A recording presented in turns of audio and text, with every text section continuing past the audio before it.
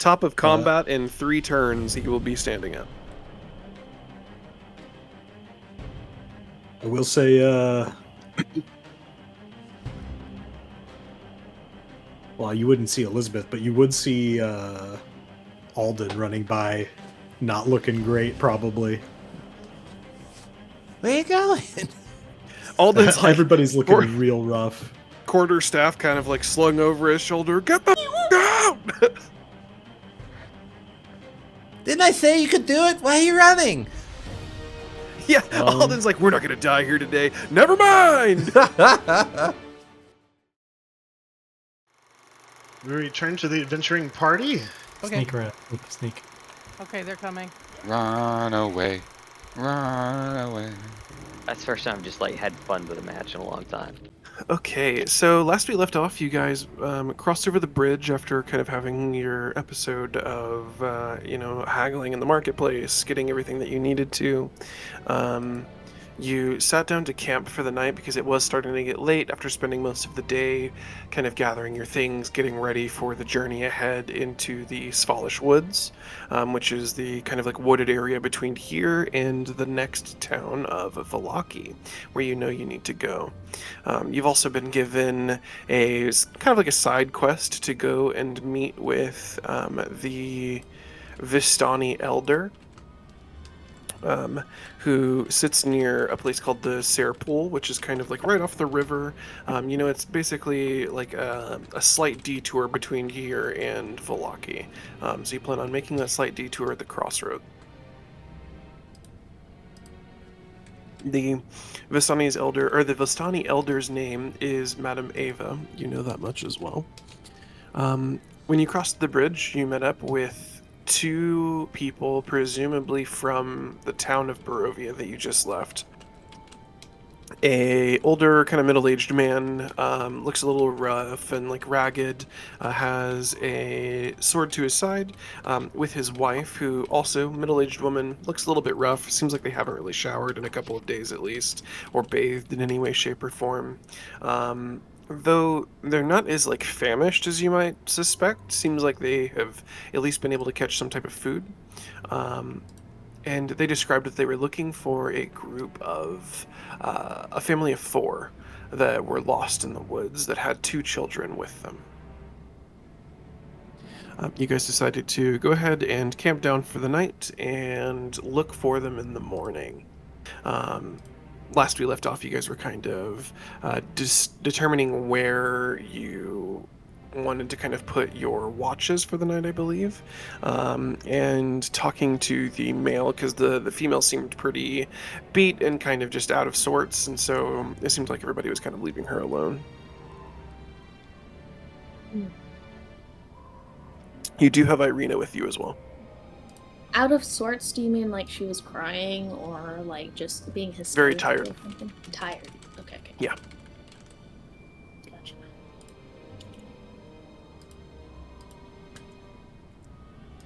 I'll say that it's now definitely like cresting dusk.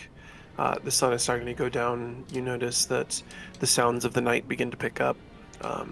You hear, all sort of bugs and fauna and animals in the background. The stars are starting to kind of twinkle through the fog just a little bit. You can tell that there's stars above you, but ultimately the mist still kind of creates that overcast feeling at night, and makes it a little bit darker outside of kind of the range of your fire than a normal night would be.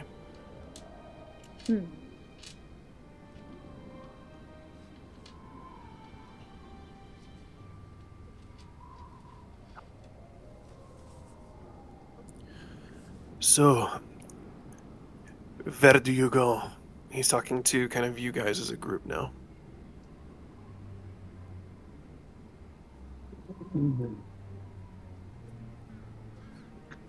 I'm sitting out there, because they were all in a tent the last time, and I'm gonna be out by the campfire in my bedroll. I think we are making our way towards Valaki to drop off some cargo. Do you kind of look to your side there? Do you look to Irina as you say that in your bagged mask? Well, last I remember, Irina was inside of the tent Caitlin put up. Mhm. So I don't know if I per se like look at her, but I would look definitely to the general direction of the tent. Okay. What kind of cargo do you have to drop in Vallaki?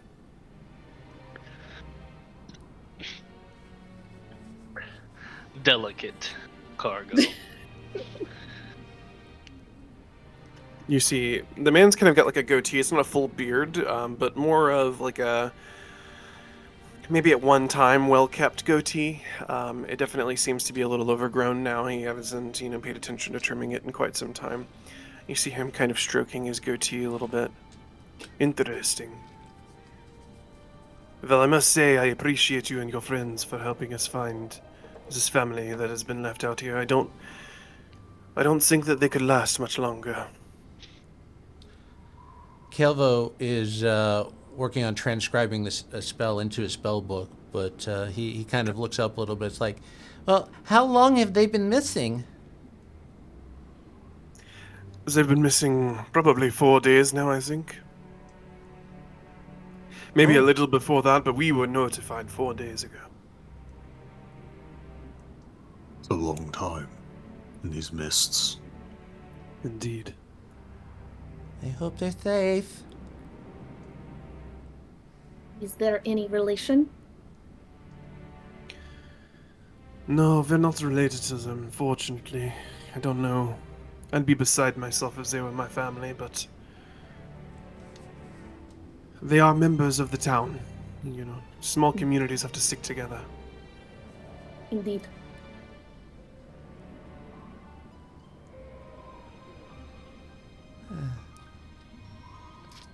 So what brings you out here? I mean, besides them.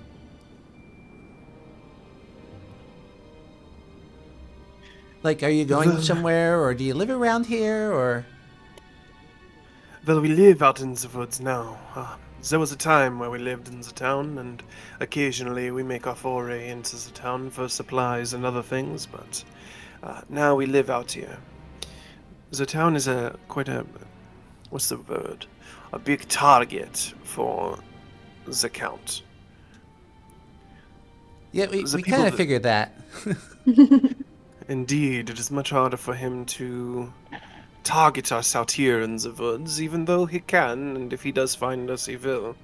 But we're able to stay on the move much more, and it's harder for him to track us.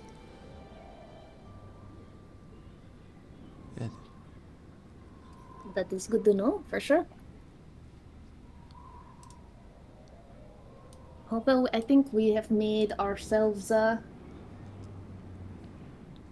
little more familiar with this land. If you have any other suggestions, I'm sure we would like to take a moment to talk about that. You see him, his eyes kind of narrow towards you. Sure, we can absolutely help you and trade some information. Where are you from, strangers? I was like in the tent, like, making it cute and comfy and all that sort of stuff. I would walk out of the tent at this point and be like, little curtsy. I am Elizabeth ThornWyck of Brae. Holt.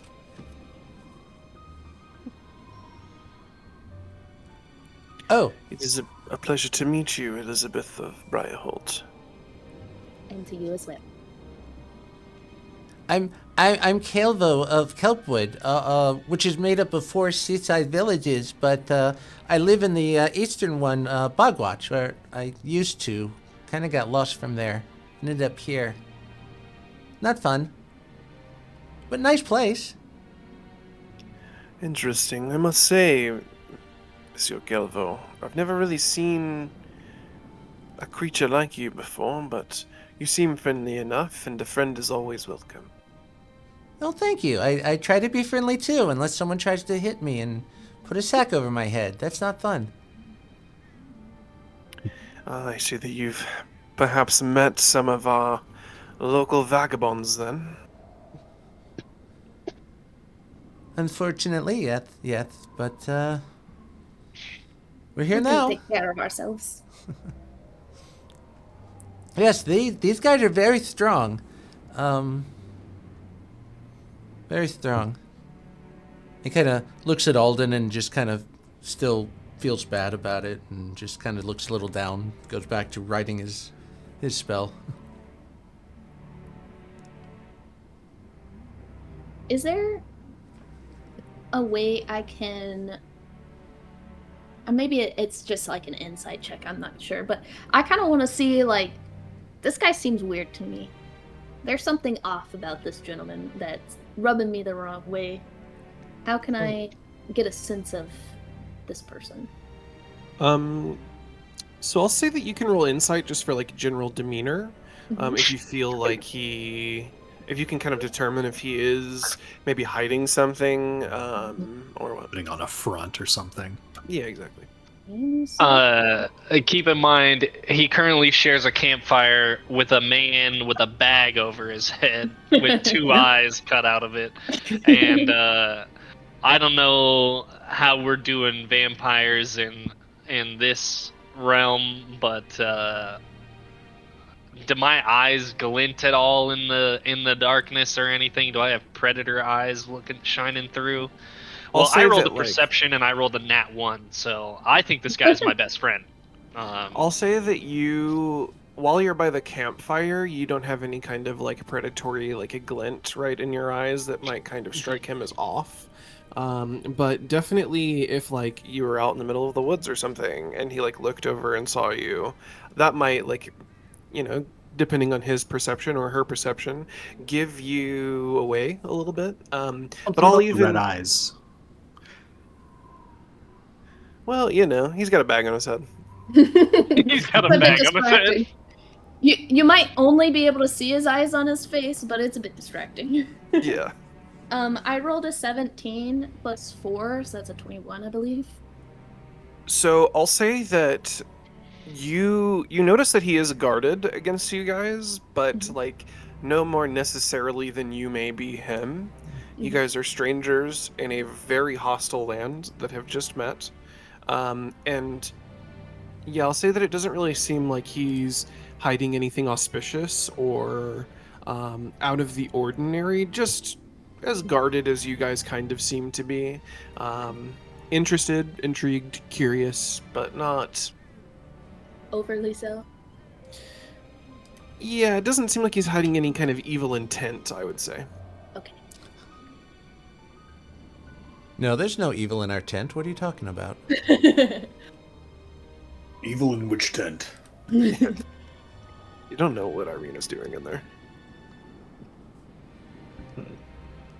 But Caelvo will break out the rations for his party because he had the I think it was 4 days worth of rations for the group or something. So he'll set that up for the guys.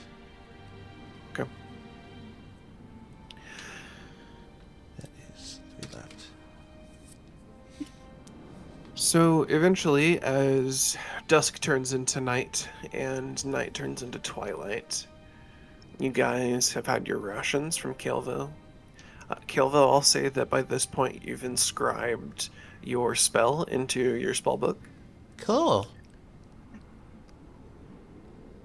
The gentlemen in kind of like their makeshift little tent, right? It's like it doesn't really provide them any cover from nature, but it kind of, if it's going to rain, it would catch that. That's pretty much about it. Goes and gets ready to kind of bed down for the night. And I believe we determined we could almost fit everyone inside the tent, but some people may not want to sleep in there. Yeah, so all of your party could tightly fit in the tent, including Irina. Azricus, being kind of a larger person, would probably make it a bit more of a tight fit, just considering that Az is probably the largest in your party. Where's Alden sleeping? Is he sleeping in the tent or outside? He had his bedroll by the fire. I am outside by the fire. Okay, I think Caelvo will set up by the fire too, because he kind of wants to stick with Alden and trying to keep him safe if he can, as much as he failed before. So he'll be outside. Azricus is also setting up outside, but a little further away from the fire. He doesn't want to be fire blind during his watch.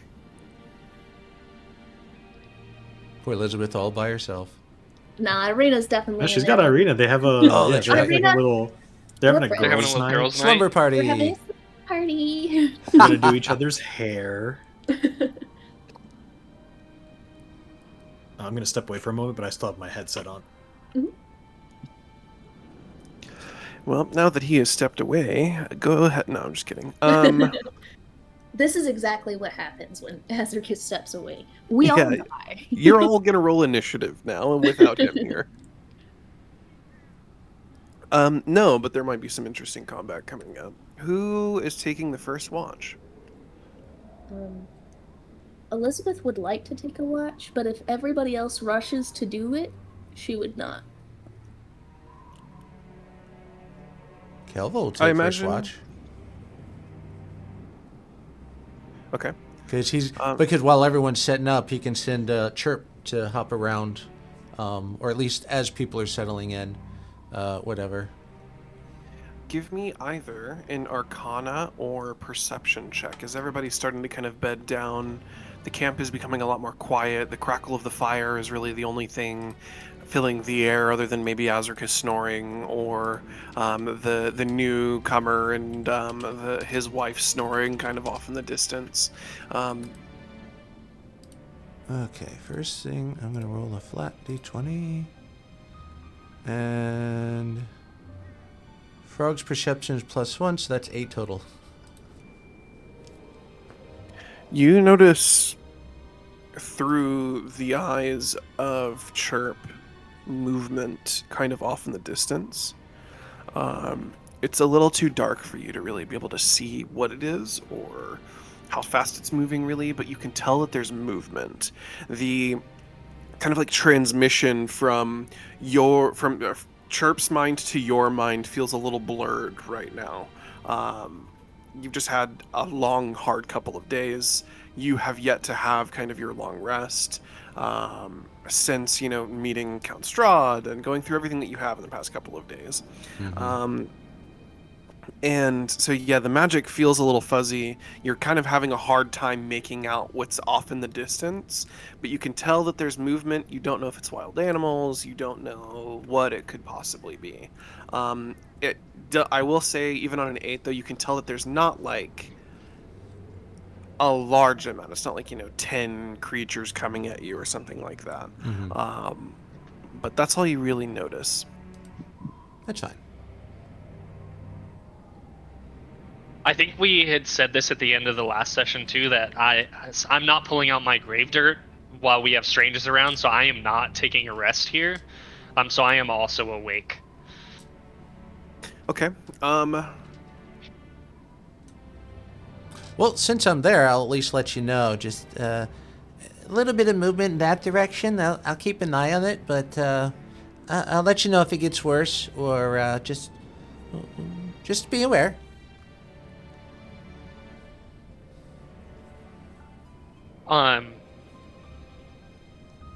See here. Can I roll a perception to see if I think our 2 new guests are asleep? Yeah. Well, 8 plus 4. 12? Yeah.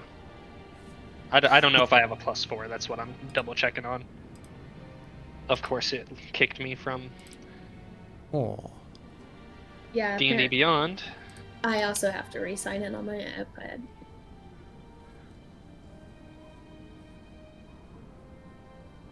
I'm pretty sure I have a +4. It's going to take me a minute to log in. I'll just go with that. You're good. Yeah, 12 is, I would say that on a 12, it seems like they're restless and kind of stirring, but, they're probably drifting in and out of light sleep, I would say.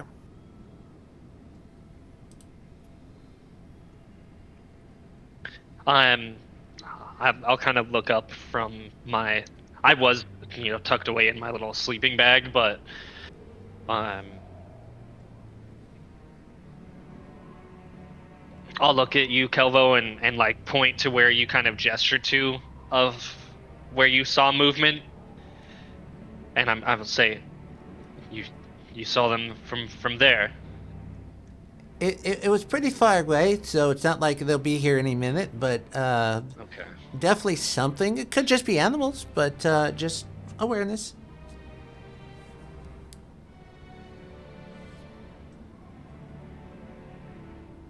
I'm gonna go that direction at like the edge of the firelight. Okay. So I'm not gonna go too far, but I'll be at the edge of the firelight. You get up out of your sleeping bag and decide to walk kind of in that direction right to the edge of the firelight, and then you give your newly undead eyes time to kind of adjust, obviously, to the darkness, and you're kind of sat there for a moment, the stillness and quietness of the night really kind of coming to you now that you're further away from the fire. The cold, icy grip of twilight in this area is now kind of setting upon you. The cold claws kind of scratch at the back of your psyche as you're looking in that direction. You also now, on a perception, I'll kind of carry over from the 12, you can also see movement. And you catch like a glint of white eyes that look at you before moving again.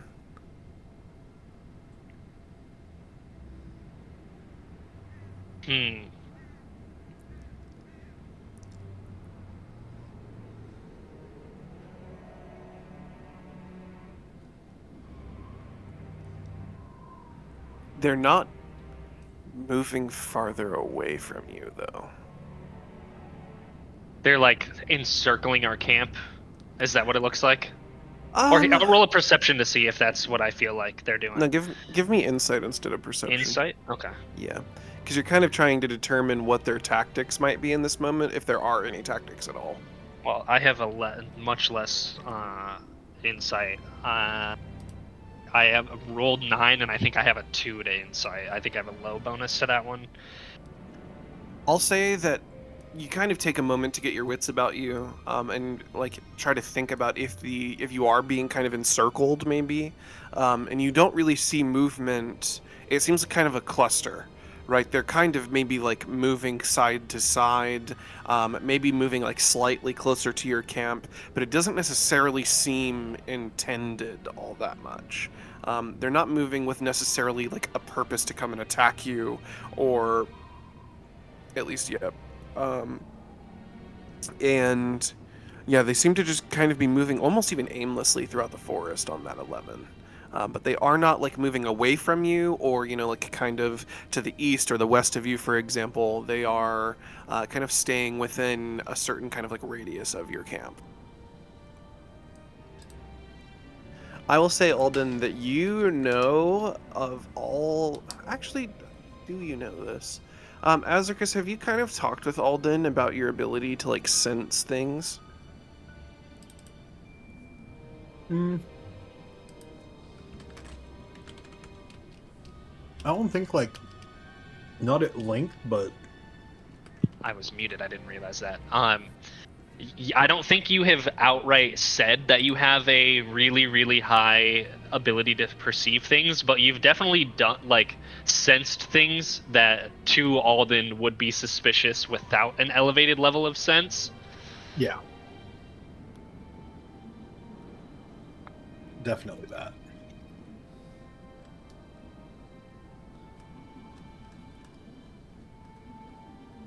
You know what? I'm gonna come back to the campfire.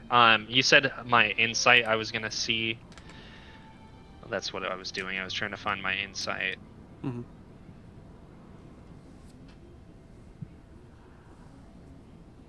Thankfully, I was able to recover my account. Oh, So- yay! Yeah.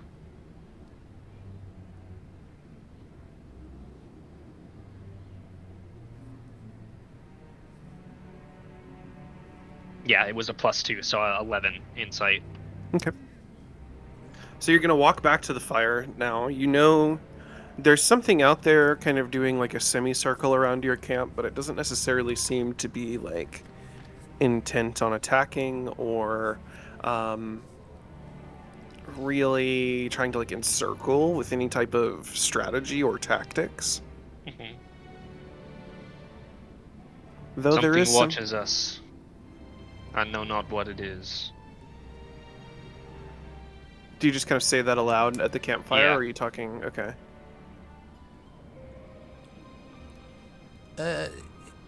Is it keeping its distance at least? It moves in a circle around. I could not gain any information from what it might be doing out there, but it is present. And I only saw one set of eyes. Correct. You know that there are multiple beings, kind of a part of the group that are moving, but you only saw one set of eyes, yes. Okay, I would kind of relay that as well. I saw one set of eyes, but I could sense more than one. Who's next on the watch? If they don't come at us, they're probably waiting for us to sleep. You see the two newcomers kind of stirring from their beds. Sorry. Go back to sleep. What is going Fine, on? Go back to sleep. Your chance to prove yourself to us may come. There are beings beyond the light's reach, and I'm gonna point out to like the edge of the forest where I saw them from.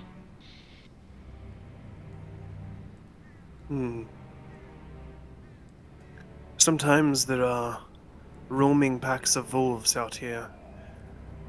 Some of them are under Strahd's control, some of them are undead. There are also tribesmen, I suppose I should say. They're not the Vistana that you've seen. They are more of the warrior type that you might come across. Vistana are more like thieves, you know, like vagabonds and criminals. These are more of the barbarian type of tribe. Some of them have fallen under Strahd's command, some of them haven't.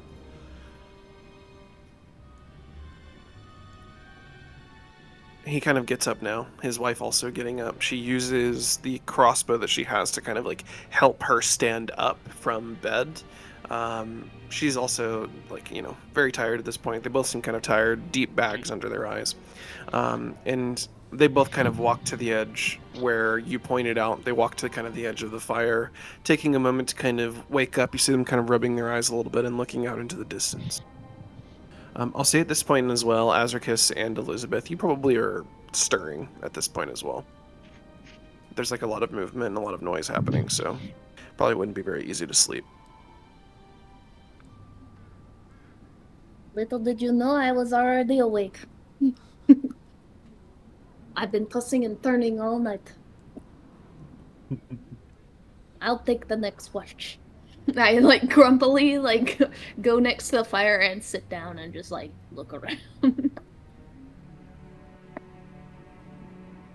Well, let me know if they attack. I'm gonna get some shut-eye. And he'll lay down by the fire. Okay, The little couple are one. at the edge. Correct, yeah, they're kind of the edge of the fire line. All right. We're not stepping beyond it, so that's good. If I have a look around, I don't have too much extra perception, but I do have a +2. That's this. Yeah, cut me a break. I died today. You know, all right. I rolled a 16 +2, so that's 18 for perception. Okay, so you kind of step up next to the couple that are kind of stood at the edge of the fire. Also, you know, kind of taking a moment to really look out there. All of this talk about something moving out there has kind of got you all worried, obviously, especially with your experiences in Barovia. You that was an 18, right? Yes. You on an 18 perception actually are able to make out a lot more than the others. You feel on an 18 perception, you can feel the like creeping and crawling of icy chills run up your spine a little bit as your tattoo kind of burns a little bit on your shoulder, and you hear the words whispered into your like subconscious, kind of in the back of your mind. I smell death. As you see a young girl stood kind of in between two trees. She waves at you for a moment and then runs back behind a tree. Alright, guys. This is not good. It's something undead. Alden, do you reach out at this point with your divine sense?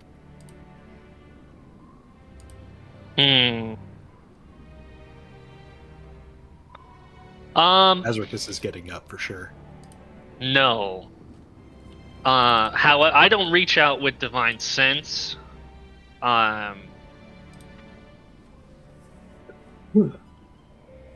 Narratively speaking, I know that I have made my character sheet and everything, and that I have gotten these things, or like I've decided where I am going to take my character, but I don't feel like it has happened yet.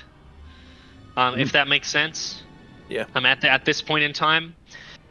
So I'm gonna do the thing that I know how to do best, which is stand up, grab my quarterstaff, and chase this thing down to beat it to death. Okay.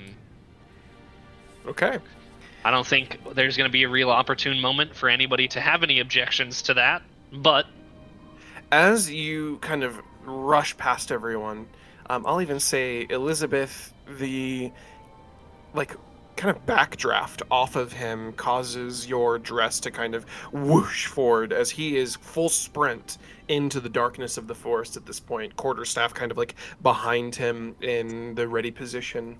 The man actually reaches out to try to grab you but misses. Sir, no! And as you run, he also takes off after you. Well, I would have definitely pulled out my sword because I would have put it away to be comfy for battle. So I definitely got that. Okay. Active and ready. Probably would have done it right after the little girl disappeared. If I need to do that on my first turn. Because we were asleep, I definitely would not have my scale mail on, so I am unarmored for this fight. Okay. I was gonna say hopefully it's just the little girl, but I can see the screen. Definitely not. As you guys come running into the forest, first off, before you leave the camp, Caelvo was asleep. Azricus was kind of awoken, and I'm guessing you all choose to run after. Do you wake Caelvo up, or do you leave him in the camp? Oh, the yeah. question is, would Caelvo have been woken up by the man yelling after me? Yeah, that's a good question. How hard do you think you were sleeping, Caelvo? He just laid down, so he's still in the light stages of sleep. He wouldn't be in a deep sleep yet. Okay, so you get awoken by yelling, kind of look out of your tent and see people running in the direction that you kind of for the moment remember was where you saw things in the past before you went to sleep. So you kind of quickly grab your staff and your spell book and immediately just rush out trying to catch back up to them. Where are you guys going? Alden, you, the man, and the rest of your party run after where you first saw this little girl kind of wave and then dip behind a tree. As you run, you come into a clearing where the forest kind of breaks for a moment. There's a large, massive oak tree kind of stood in the middle of this kind of long forgotten path almost that you now stand on. And as you look over, you see a small girl. Let me give her a lamp. Almost with a ghostly type of figure. And then you see 3 other zombies, one larger, still kind of adolescent female, teenager, and then 2 large adult male and female undead stood before you. Behind them, you see a hulking. Let me see if I can find the exact dimensions of this thing. A hulking lone zombie that is a horror of the shambling dead, both in its individual menace, but also through its persistence. You see a throng of different zombie heads coming out of this creature. A couple of different arms coming out from each side. A dark green smog-like substance coming out from within its ripped open stomach that now kind of spreads and permeates throughout the area, both where the zombies are standing now, but you can also see it beginning to encroach upon where your party is now stood. It takes a moment, not only for you to sit here and kind of realize what you're looking at and what you seemingly have almost been lured into, but it takes a moment for it to also notice you. And when it does, you hear the scream of 100 different undead zombies emitting from this creature as all of its 10 eyes now turn towards you. And I need everybody to roll initiative. Could I have, because when we were told it was undead, I was already like on edge, but as soon as Alden started running forward, would I have been able to, while running after him, ignite my dagger with my Crimson Right? Yeah, sure. Okay. That way I have a light source and also it's already ignited. Yeah, I'll say that like as you're running, you have pulled out your dagger, you slice your like hand with it a little bit enough to get some blood on it, and then it is now ignited with your blood ray as you're kind of running through.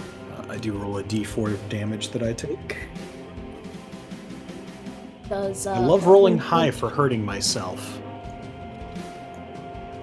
My initiative is a 7. Elizabeth has seen Azricus cut himself and produce a flaming sword. As she sees this, she's staring at Alden to see how he's going to react. I need to know how you're going to react so I can decide how I'm going to take my turn. Well, I rolled a 7 initiative, so what did you roll on your initiative? Because you might have to react before I react. Yeah. I got there, and although I am the first person there, forgive me, for I have not slept and was resurrected on this day. 7 is all I got for you. You are faultless, friend. I got a 14.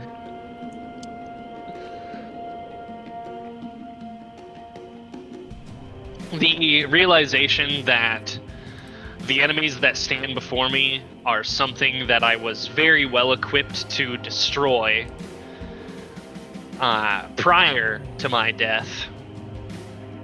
I stand here now, essentially, with nothing but my will.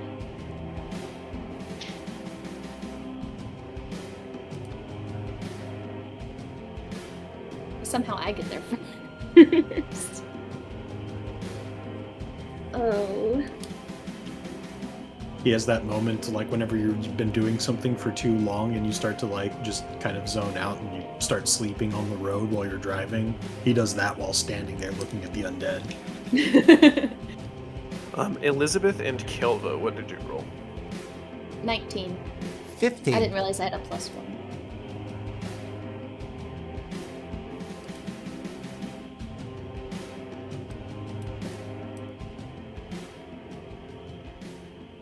In case you didn't hear, 15.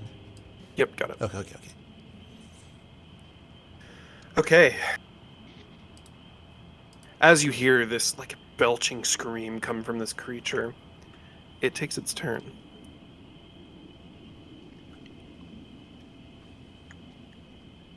It first laid eyes upon...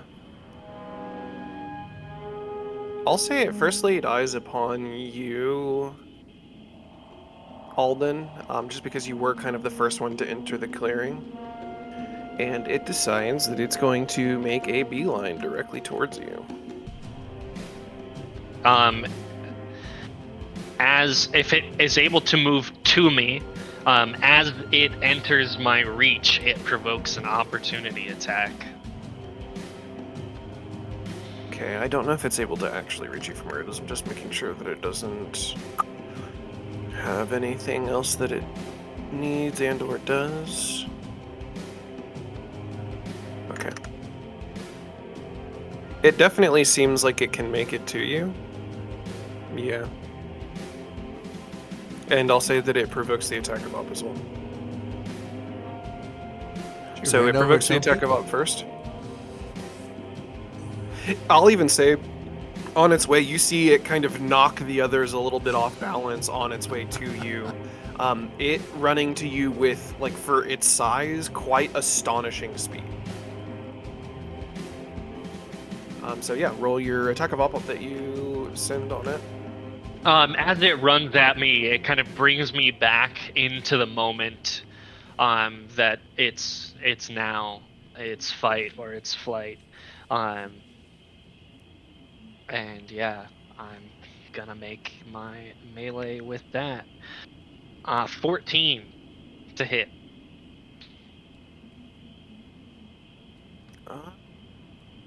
14 hits. Thank fucking God. I messed up my roll before that, and that previous roll was a 10, but I didn't roll it intentionally, so I wasn't gonna use it. It takes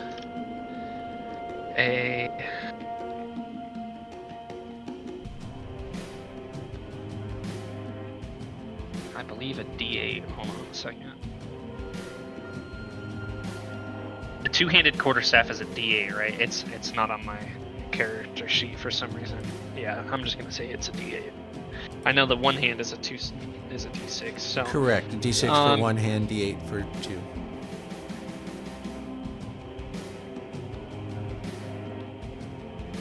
it takes a total of 6 bludgeoning damage. Okay. As you kind of bring your quarterstaff up, fight or flight now, and smack it kind of, did you say where you smacked it? One of its 5 heads. I don't know how many, just however hit many one of the heads that it skulls. has. Yeah, you just smack into one of its heads. The head that you smack is kind of turned away for a moment before it, in an unnatural almost sort of way, snaps back directly to you, hollowed out eyes staring directly through you as it brings down one of its mini arms on you, slamming directly at you, and that is a 19 plus 5 to hit. Yes, that definitely hits. Okay, it's 8 bludgeoning damage plus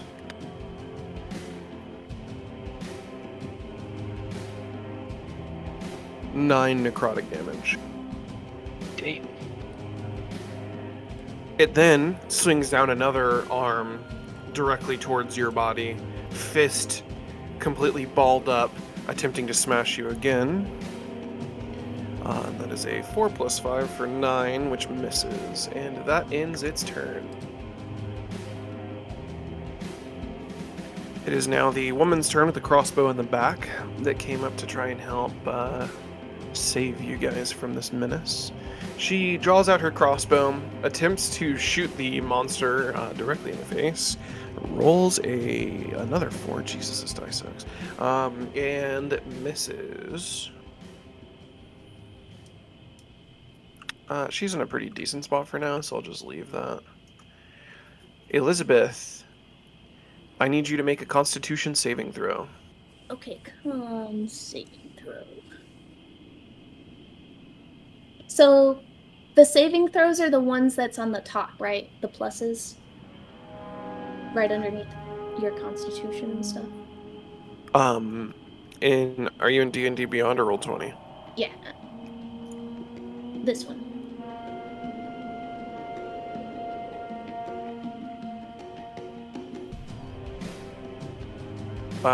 Yes, those are saving throws. Okay, I just want to make sure. Yep, you're good.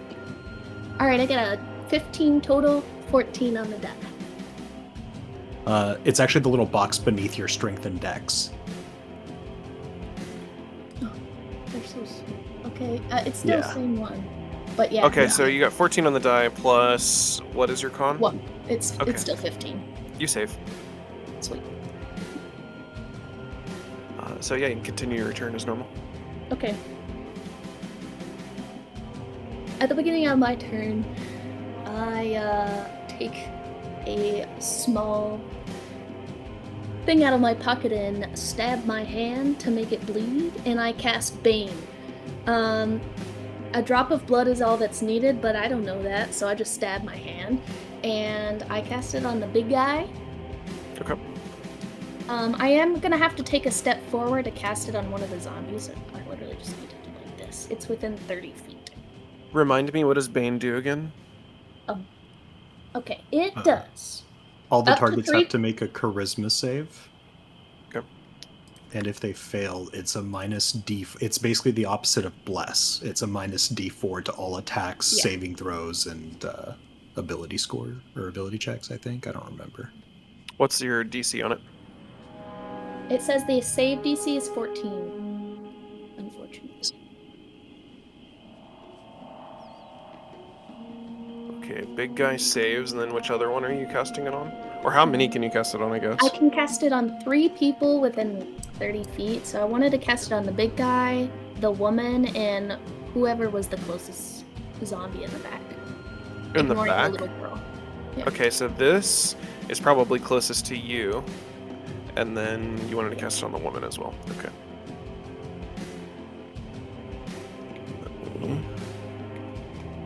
So big guy saves, the other 2 fail. Okay, so I do have a description of this spell.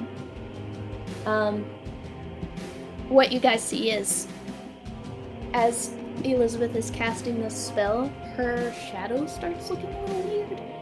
And then all of a sudden, by the end of the spell, and she like points it at the people that she's doing it, you can see shadow tendrils go towards the people from her feet.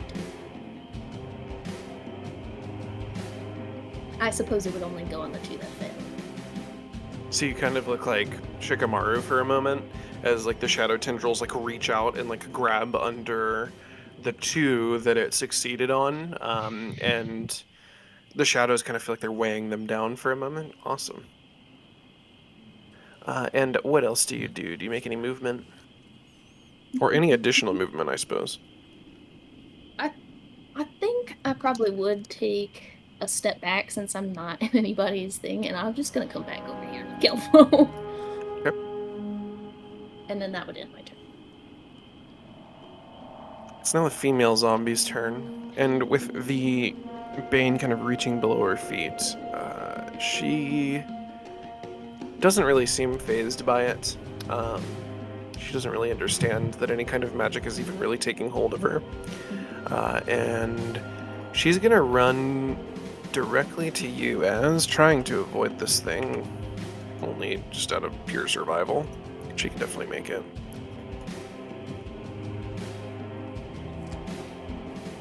And she's gonna take a swipe at you. Are you gonna roll the D4, or would you like me to keep track? You can roll the D4 for me. Okay. So she takes a -2 to her attack roll.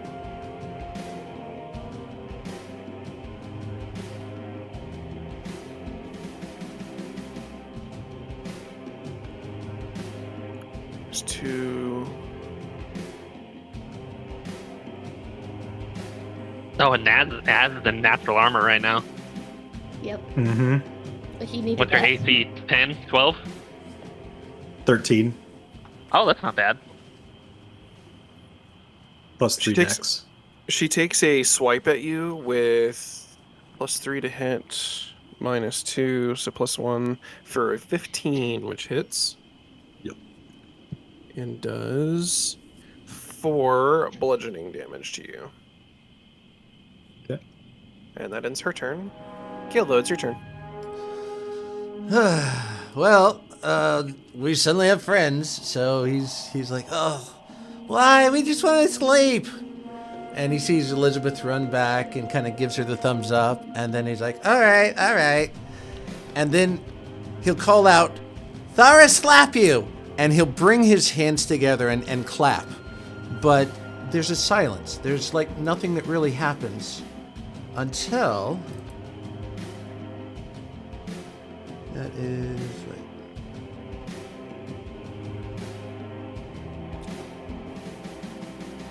Yeah, he casts Shatter right here. So all 3 of these need to make a Constitution saving throw 13. Okay, give me a moment.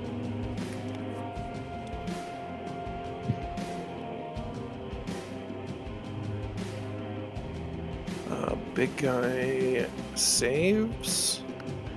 The little girl also saves, and the woman fails. All right, those who save take half damage, and the total thunder damage, oh, not bad, 18 thunder damage.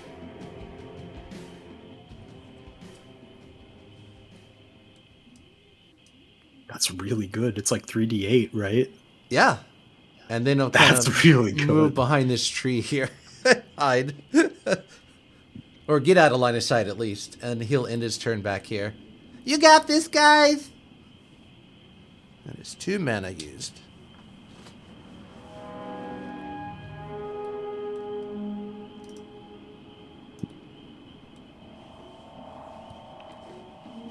So 18 see for the that- fail, 9 for the saves.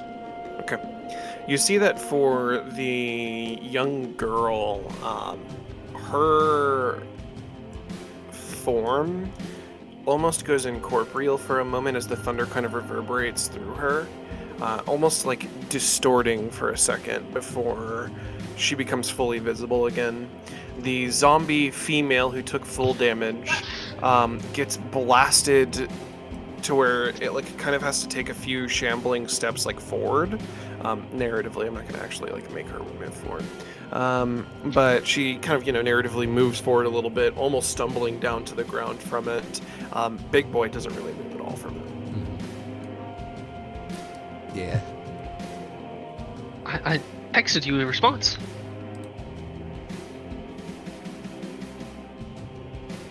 Sorry, we're waiting on our food. She's curious. Oh yeah, It is. didn't Braden have to get his food? I do, but not quite yet. Gotcha. Another like 20 minutes.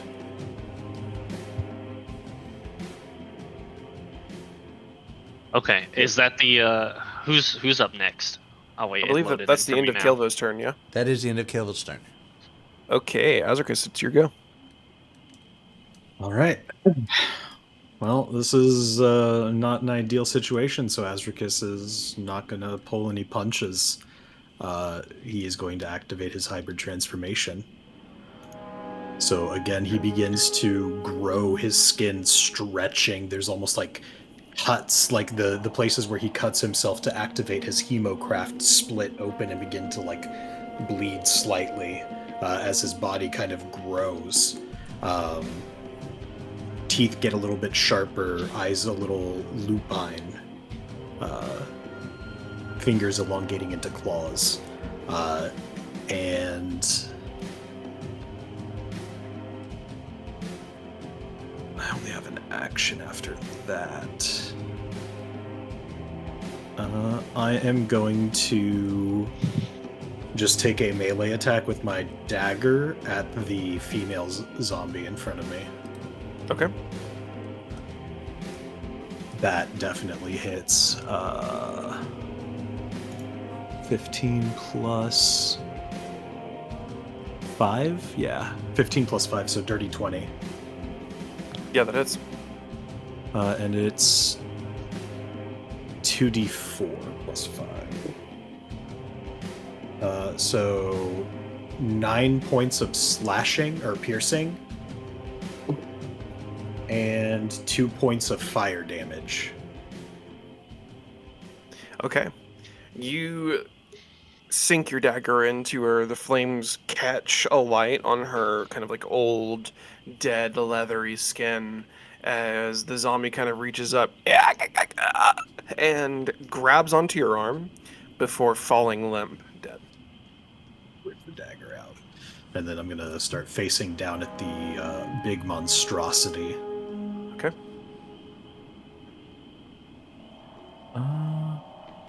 And now I have a bonus to my AC.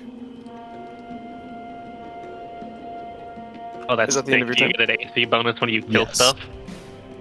No. My transformation gives me a +1 bonus to AC. Gotcha, okay.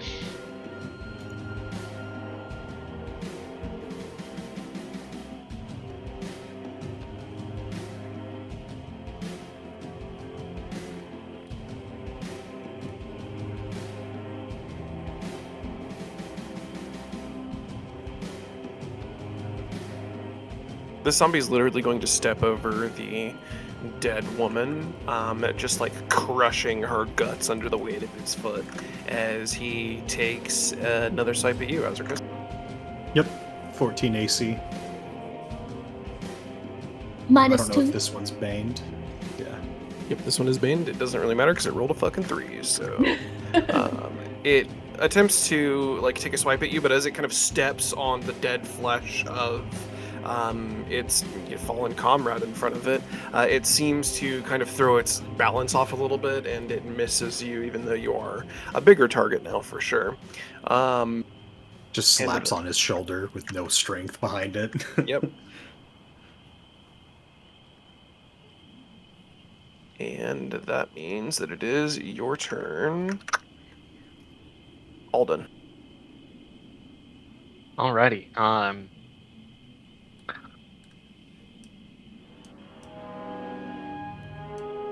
You know what?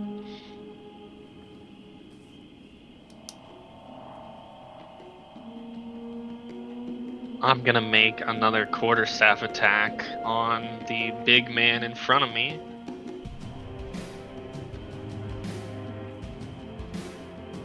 That's a hit.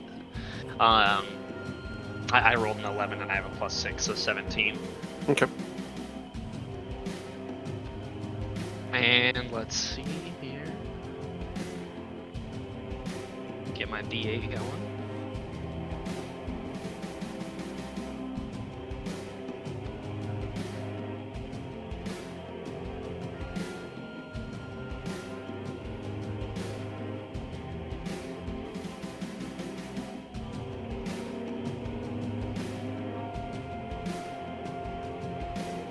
Damn, dude, I'm rolling terrible damage. 7 bludgeoning damage. Okay. And then I'm going to use my bonus attack to make a D4 with the butt of my... Send it.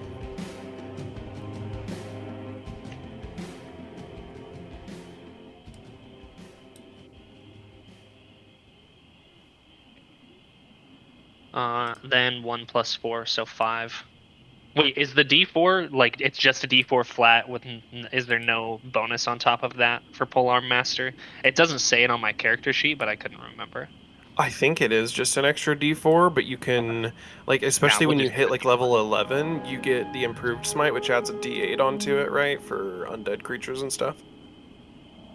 Yeah, I'll just do the D4.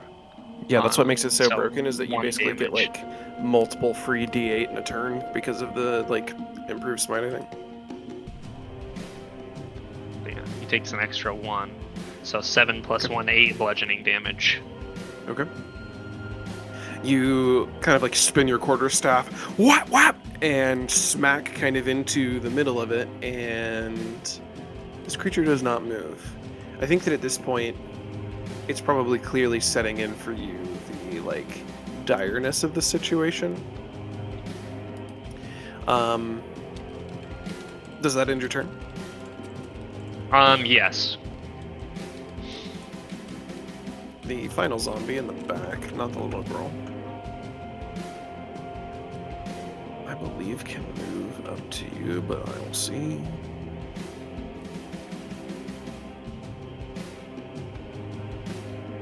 Yeah, he can definitely make it to you.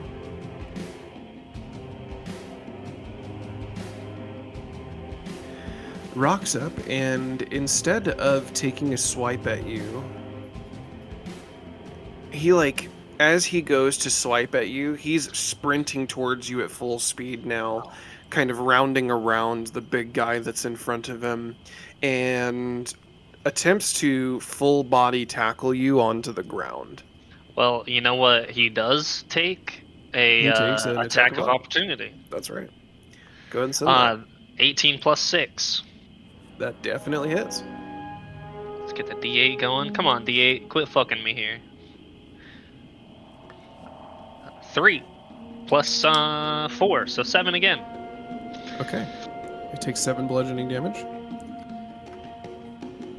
And so I think that technically, mechanically in D&D, he has to like shove you, right? It's not like a full body tackle Yeah, or it anything. would be a contested. You could either have him grapple, which would reduce the movement speed to 0, or shove prone. Yeah, he's going to attempt to shove you prone. Let's see. So it's contested athletics, right? Athletics versus his athletics or acrobatics to get away from it. Or wait, no, shove is just athletics versus athletics, maybe. Yeah, it's strength versus strength. So that's a 16 from him. I got a 17. Nice. So he attempts to shove you down to the ground. You, with that kind of like smack on the attack of opportunity as he comes in, knock the zombie off balance just enough that he kind of slides right off of you as he like attempts to shove you. You standing kind of like tall and sturdy, your undead strength maybe even surprising you a little bit in this moment. It is now the man's turn, who is new to the group. Standing here with his sword and shield in hand, he sprints forward to the aid of Alden. He's going to stand kind of in between Alden and Azricus. Are you sure he wants to be next to the hulking were-orc? Let me think. I think that he still considers you a friend. He's not like... I don't know, he's not off-put by the, like, abilities of others, if that makes sense. Okay. I don't know. Azricus is looking pretty creepy. That says a lot about that guy. Did you still have a bag over his head in his new form? No, No, that's Alden. That's Oh, my Alden bad, that my has bad. the bag. So this guy runs up and slams on his shield a couple of times with his sword. I stand with you! And then attempts to slash into the creature with his blade. It's a 19, so that definitely hits.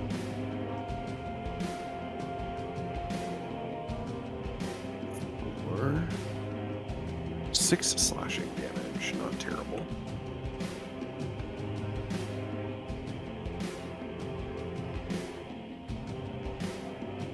Boy, that was almost bad. I went to go subtract 6 from the creature's health and accidentally multiplied by 6. No thanks. Yeah, that was not good. It went up to over 600 health really quickly. I don't like that one. It's okay, I have Eldritch Blast. That's just an instant kill spell. Eldritch Blast. So every time she's used it so far, almost. That's what she believes. It's an instant kill spell.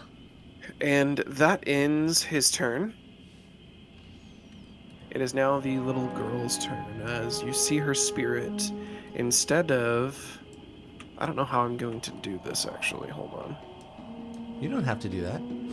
It flies away, right? It just keeps flying off like a little trickster face spirit. You see her spirit rise up into the air, looking directly at you, Azricus.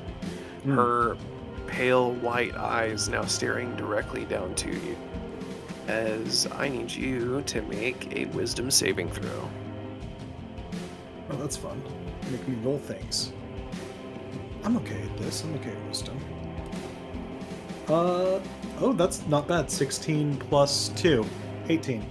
18. You save. She still stays suspended in the air at 30 feet in the air, but that is the end of her turn. It is now the shambling big boy's turn.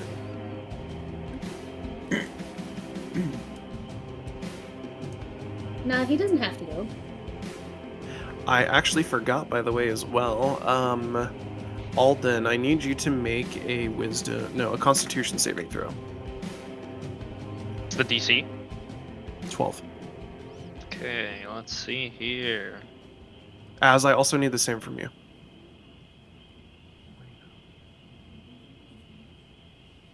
Uh, 15 on the die.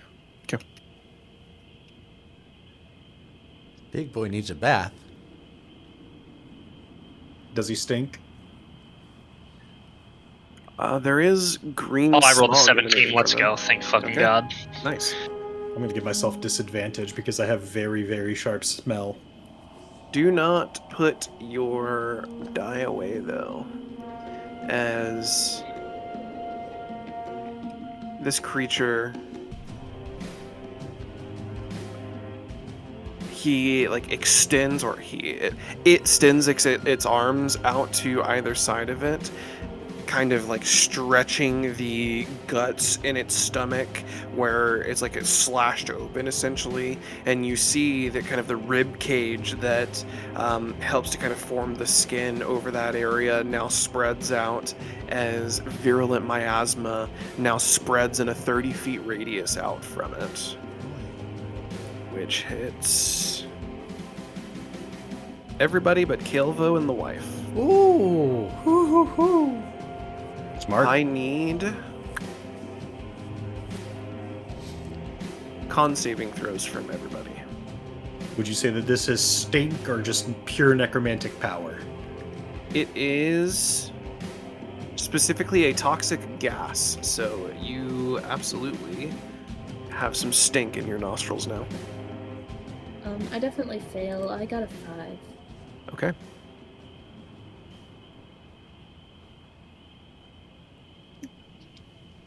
$14. 14, okay.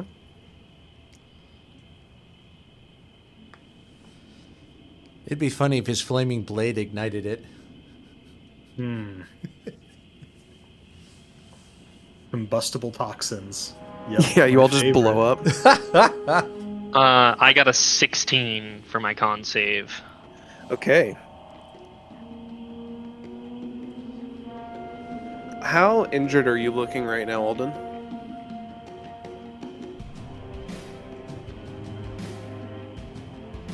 Let's see what my health is. One sec, let's go back here. I have 19 health. I have a total of 36, so I am halfway abouts. So since everybody saved, you're going to take half of whatever I say here. Okay. I did not save. There's no I way remember this saved. is I rolled a horrendous. You're absolutely right, Elizabeth. You did not save. That So would you'll be take the full consistency. damage, but Azricus and Alden will both take half damage.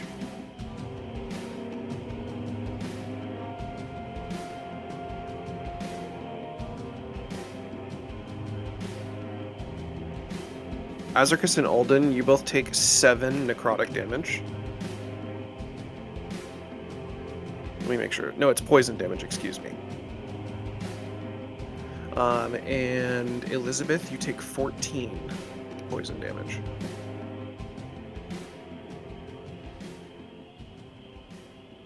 I am at 1/3 of my total health.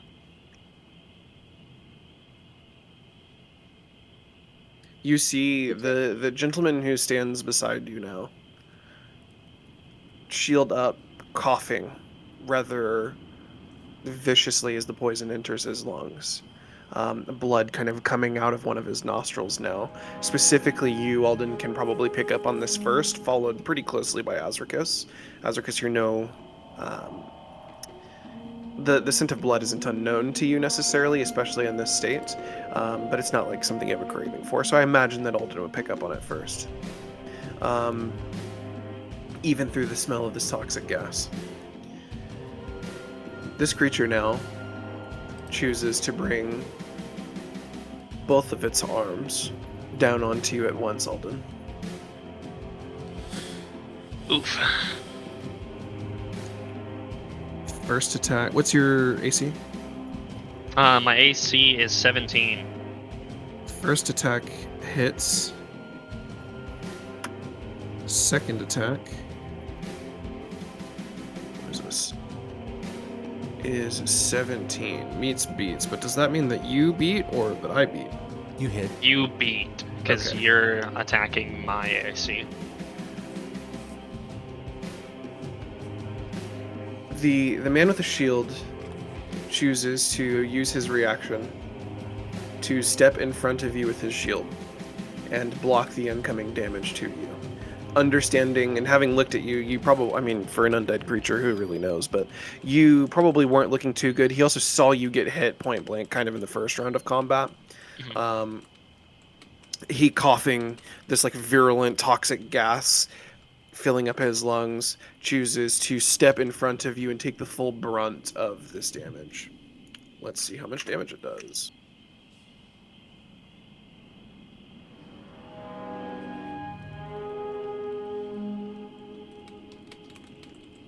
A fucking lot of damage. I completely forgot to roll the d4. But I'm probably not concentrating anymore, so. Well, so actually roll for your concentration, but also remember that this guy doesn't, he's not affected by Bane, the big guy is. Oh yeah, sorry, I forgot. Okay. Yeah, definitely roll concentration for me. Yeah, that fails. It's a 5. Okay, so you lose your concentration on Bane. There was only one left that had Bane on it anyways, so... I was gonna take it off next turn, I just want to make sure I didn't. You... Or he takes, excuse me, a total of... 35 damage in total. And falls at your feet, Alden. The bludgeoning damage breaking his shield first as he kind of stepped in front of it. The wood splinters splintering out everywhere, falling at both your feet, maybe even kind of hitting you at one point. Azricus, you probably are kind of in the way of some of the wood splintering as well. And then the second hit coming down, slamming into his body that is also, similar to Azricus, unarmored. And he buckles under its weight, falling down to the ground, unmoving currently. And that ends his turn. That also brings us to...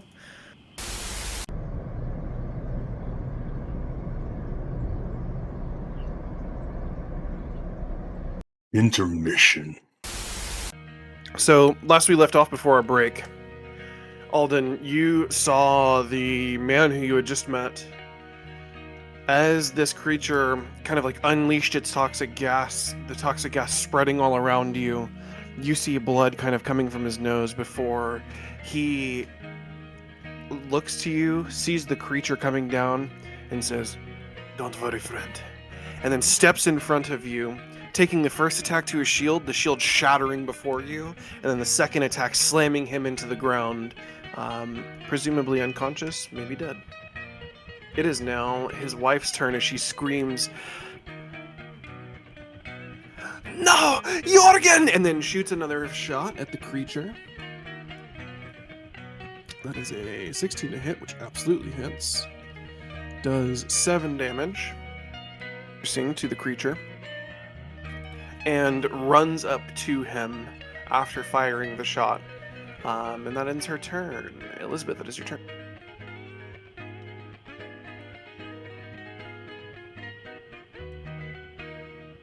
You muted. We talked while you were away that the undead are not considered humanoids. Is that correct? Correct. Technically. Okay. Alright, so I'm just gonna Eldritch Blast the big guy and step away. I rolled a 17. That absolutely hits. Okay, sick. So it's gonna take 1d10 force damage.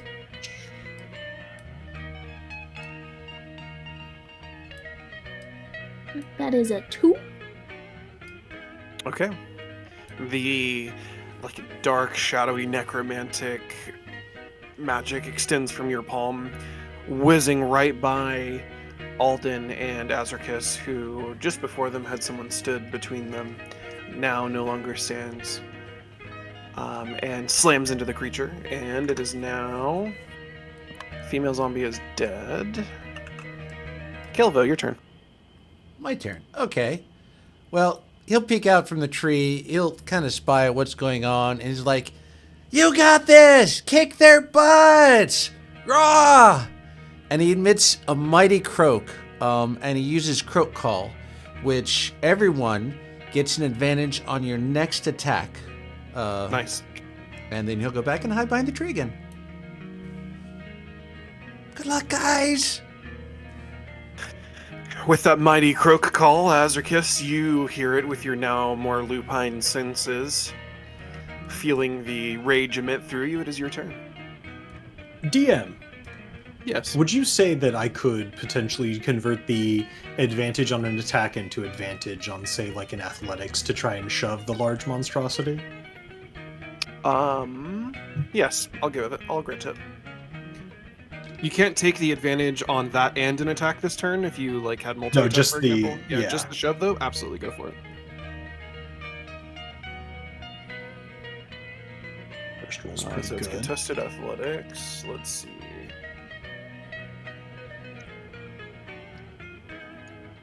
Natural 20. Damn. Let's yeah, so go. it got a 19 plus 3, but because it's a nat 20, you succeed. And I'm just shoving it, 5 or 10 feet back. So I'm gonna say,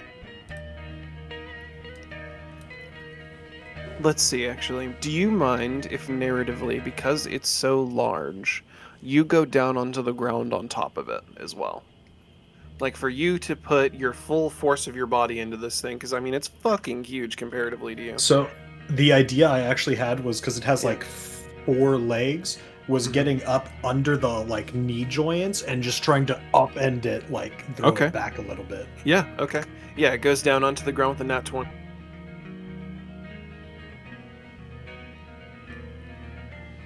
And then I'm going to grab the unconscious body and start to pull him back.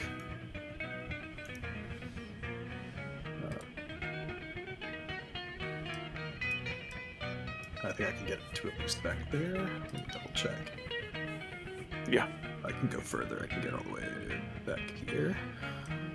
Yeah.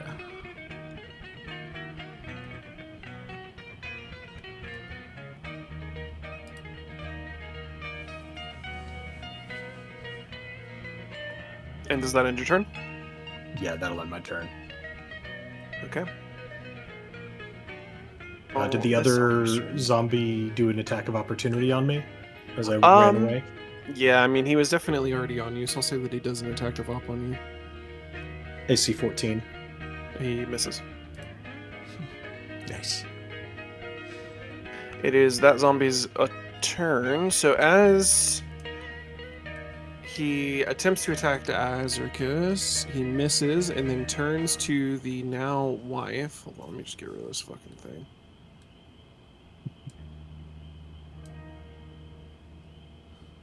And charges at her a couple of steps and takes his swipe at her. Does he enter my reach?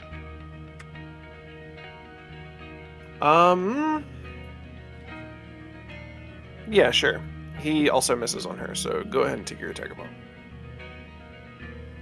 Yeah. That is a fucking natural 20. Let's go. God damn, dude, we're on fire tonight. Okay, Yes, on fire to run away. okay, so he takes the nat 20, so I'll roll my d8, and then it's just my d8 plus the 8 plus my bonus. God damn, I'm doing terrible. So that I rolled a 3 plus 4, 7 plus 8, 15 bludgeoning damage. Okay. That one is looking quite hurt after that crit. I guess as hurt as a zombie can look, but you see it kind of drop down to a knee. Its like lower jaw basically dislocated and kind of just hanging there after the last hit that you sent to it with your quarterstaff. That now brings it to your turn. Okay. So Remember, taking you have in advantage. taking in everything that just happened. We lost our new friend. He stood in the way to take a pretty big hit for me. I am reminded of the oath I swore, and that in the moment the oath was for eternity. And I find myself now in the circumstances that I might live for eternity.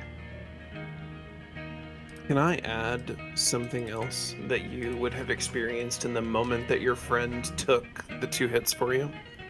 Okay.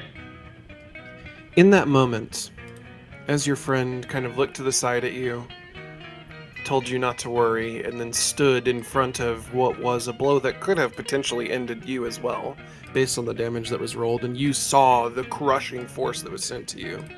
In your mind, an image appeared for just a split second. It's an image that you remember quite well. The crimson, hungering eyes of a man who you now see as your enemy. And just briefly in the back of your mind, you hear, "You can't die yet, my little pet." And then your friend fell before you, and now we're here.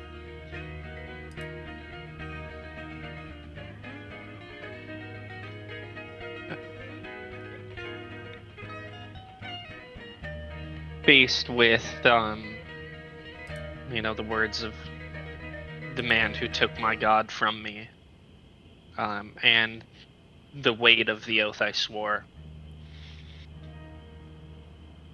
I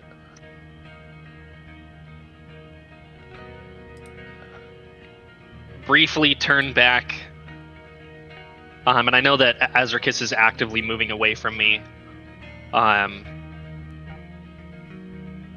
but I turn back and I say,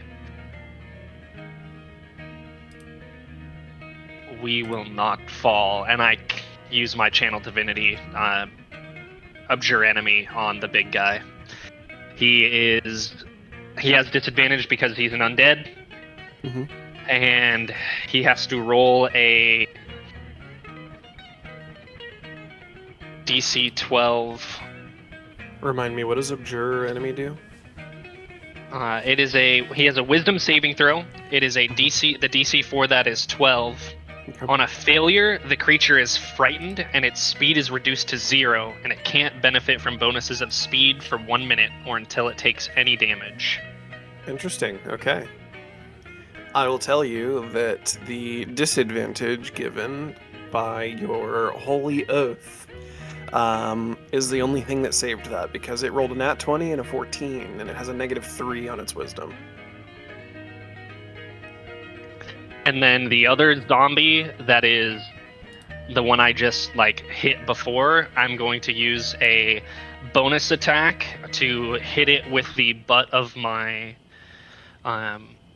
quarterstaff for a D4. Okay. That was a 4 on the D4, and I am going to expel a Divine Smite. Okay. Roll your D8. I think you get 2 D8, right? Because it's undead. Yeah. Divine Smite starts at 2d8 or 3d8 if they're undead. So a first level Divine Smite against an undead is 3d8.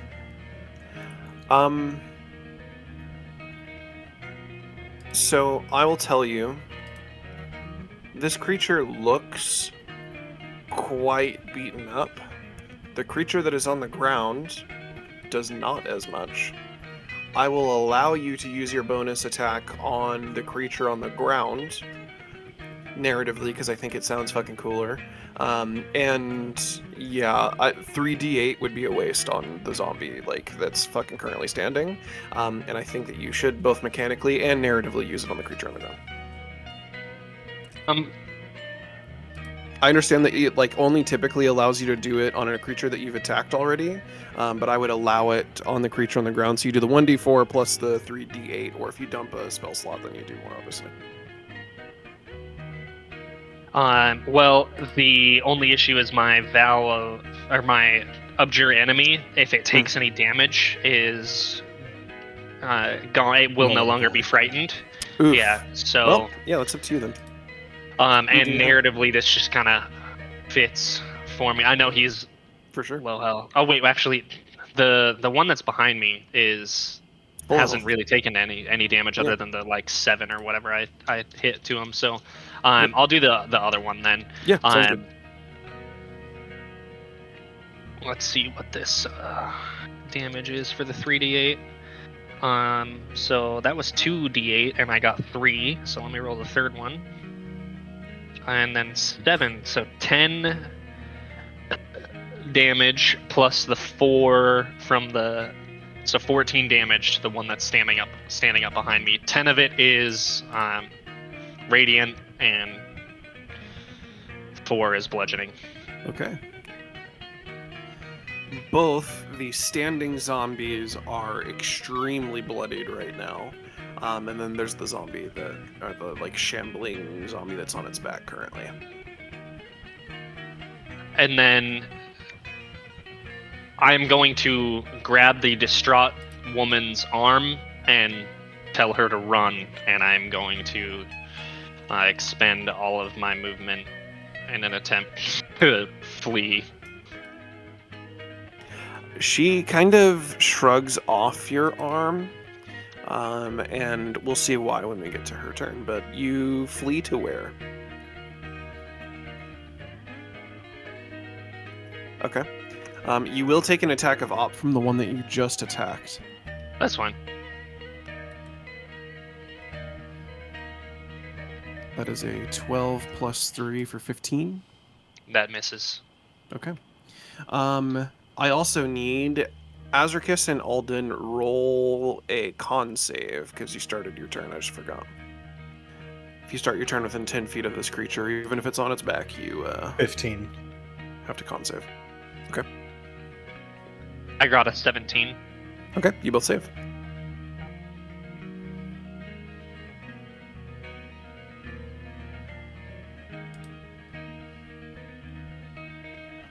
And it is this creature's turn. I think that it would just... I think it would still continue to chase you because it was focused on you. Yeah, it's the same 6 seconds. The last thing it was doing was literally swiping at him as he ran away. Yeah, so I think it would just continue to follow up and just run up to here. They can take a... wait, I just did my turn, so I get another attack of opportunity. Let's go. 16 to hit. That hits. Fuck this guy.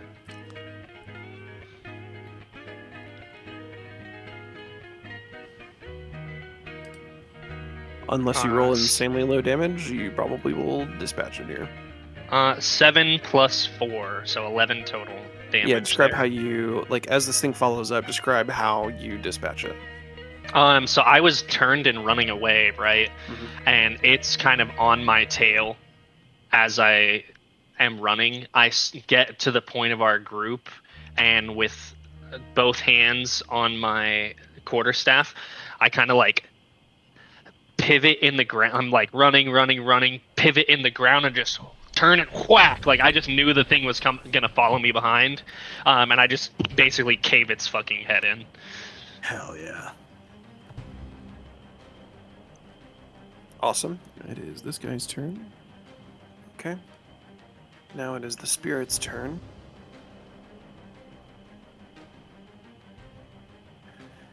The spirit, 30 feet in the air, travels.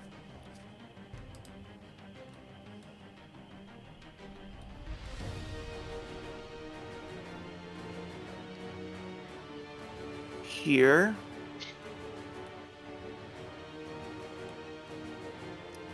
And Alden, make a wisdom saving throw. Ooh. I'm not good at these anymore. Uh-oh.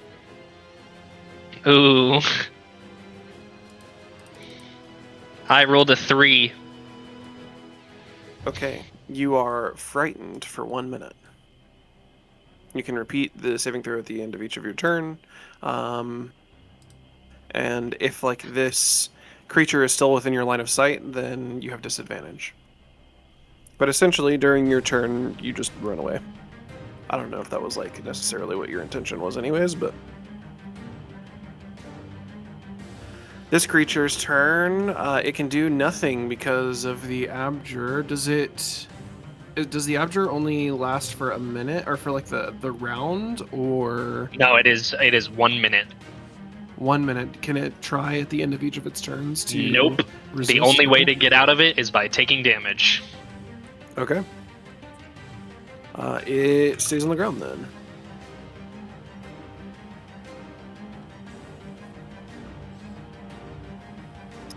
The female pulls out a dagger and attempts to stab this one.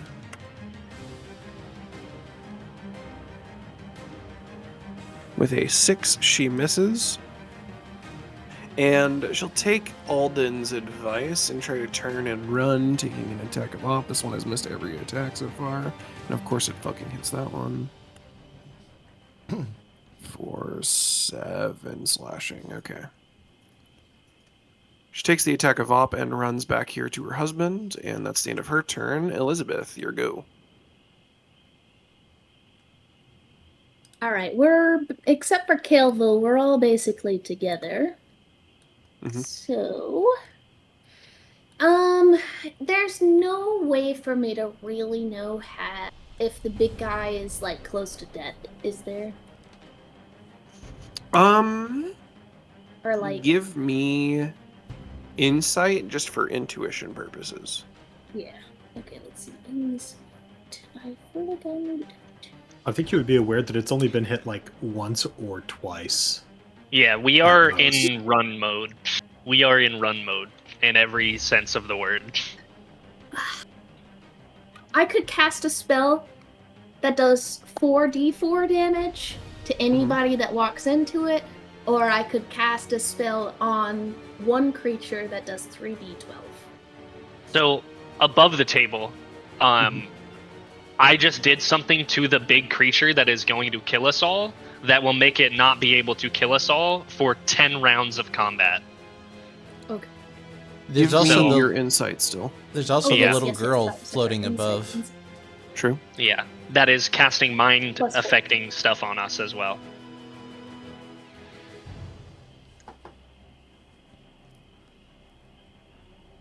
Uh, 15. 11 plus 4.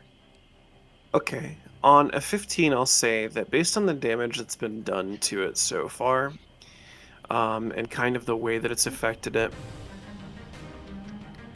a 15, I would say that you understand that it would take at least one round of, like, full dumping all of your damage into it, and, like, your whole party dumping all of their damage with decently high damage rolls, and you could kill it. But it would take that type of a round of combat to really end this creature. Gotcha.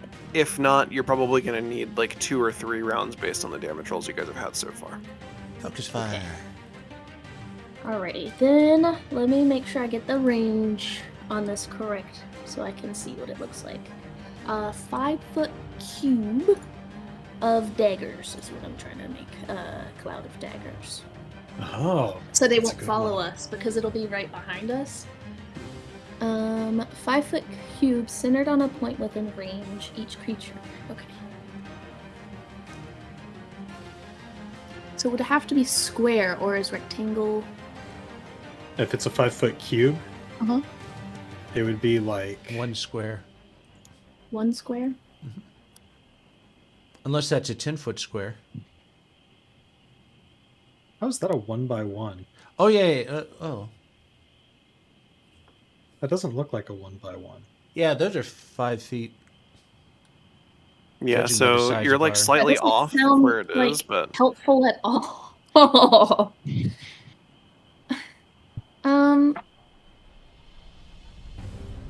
Then I will just cast invisibility on myself and run.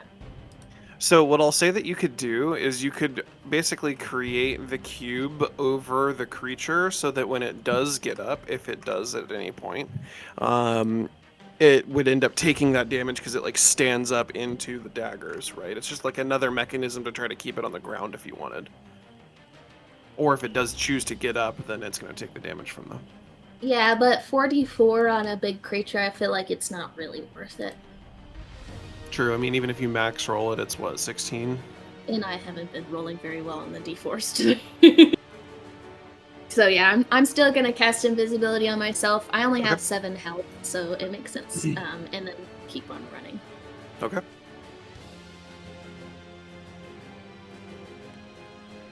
Caelvo, it's your turn. I'm sorry, guys. Caelvo doesn't know any of this. He's hiding behind a tree. So he's going to look around the corner, and he's going to look. He sees the zombie and the creature. The girl's above, so he's not focused on her. And he's going to cast Shatter on them. So he's like, get slapped! And he'll slap his hands again. And again, because he Okay. doesn't know, he's going to shatter the big guy and the zombie next to him. Awesome. So they both need a Constitution saving throw of 13. That's another Big 2 guy mana to fails. cast. And the girl fails. Oh. Failure is a full 20 thunder damage. Whew. The girl's spirit completely dissipates.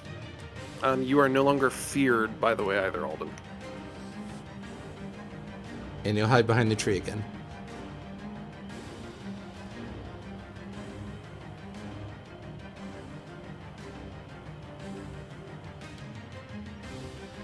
Okay. Didn't you say Azricus. someone else failed? The girl failed and the big guy failed. So they both took 20 thunder damage, but the big guy's still alive. The girl is Gotcha. at least gone from combat. What about the zombie? Forgot about the zombie. Let me roll for him. I think he's dead either way, so he's gone as well. He would have taken 10 if he survived. Yeah, even if he saved, he's yeah. still dead. Well, I mean, he's still on the ground for now. Well, he took damage, but again, Caelvo didn't know what happened. Just that he's lying there. And Yeah. now he's a target. Yeah, the top of combat in 3 turns, he will be standing up. I will say, well, you wouldn't see Elizabeth, but you would see Alden running by, not looking great, probably. Where you going? Alden's like Everybody's looking real rough. quarterstaff kind of like slung over his shoulder. Get the fuck out! Didn't I say you could do it? Why are you running? Yeah, Alden's like, we're not gonna die here today. Never mind!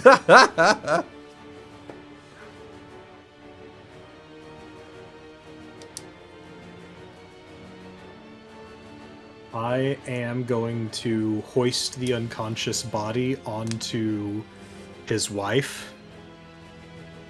Okay.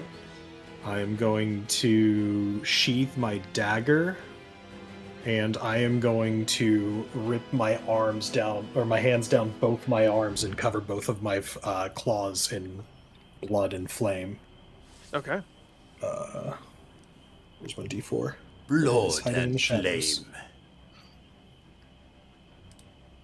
Oh, 1. I only take 1 damage for activating it this Yay! Nice. time.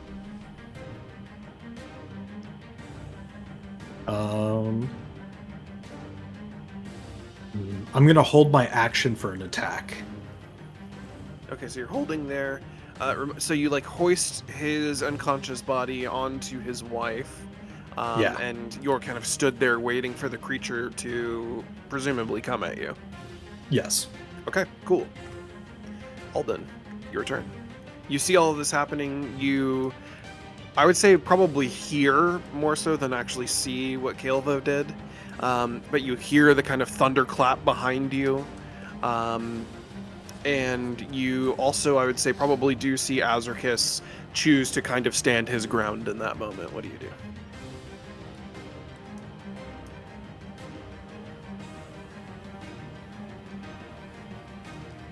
With the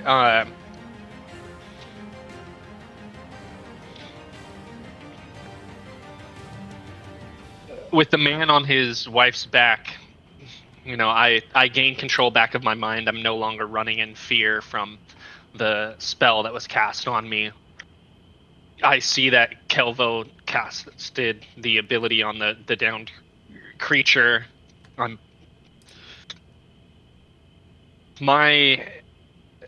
Both of my hands start to glow in the same way, in the same tone of light that my prior divine spark used to cast out, emanates from my hands, and I turn and lay on hands the downed man for 10 hit points. Okay. I bonus action Shield of Faith myself and run to make my stand with Azricus. Let me double check that I took Shield of Faith. I can't remember actually. Hold on one second. Yeah, take your time. Also, as a point of clarification, whenever the creature used that, it ripped its sides open, did that go out in an area around it, like in a circle, or just in a direction? In a full circle, so it's a 30-foot radius all around it. Yeah. Yeah. Okay. Is it a constant 30-foot radius, or is it's it from where that it single happened? moment, and then the toxic gas dissipates essentially. There is a passive effect within 10 feet of it that you guys have been rolling con saves for, but that's different than what it did kind of initially. The move that it did, where it kind of ripped its stomach open and the bile went everywhere, that's a once a day move.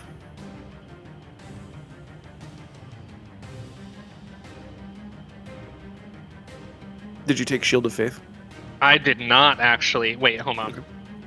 Let me double check, because this shit is stupid sometimes. Okay, no, I did fucking take Shield of Faith. The dude, D&D Beyond is crazy sometimes. Yeah, I took Shield of Faith. I took Bless, and I'll have to figure the rest of this out because it's not on there. But yes, I have Shield of Faith, so I now have a 19 AC while I maintain the concentration, and I will end my turn side by side with Azricus. The man who saved you's turn comes, and all I will say is that he does not stir. And it is now the creature's turn. It's a good try.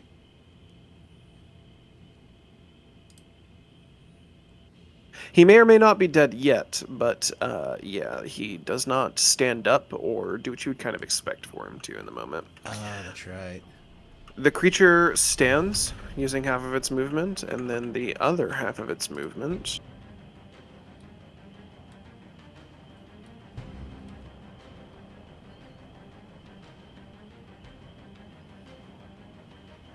it uses to get there. and that's the end of its turn.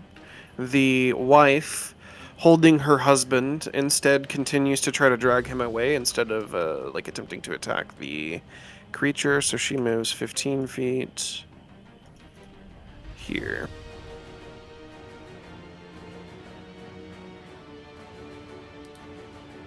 Elizabeth, it's your turn.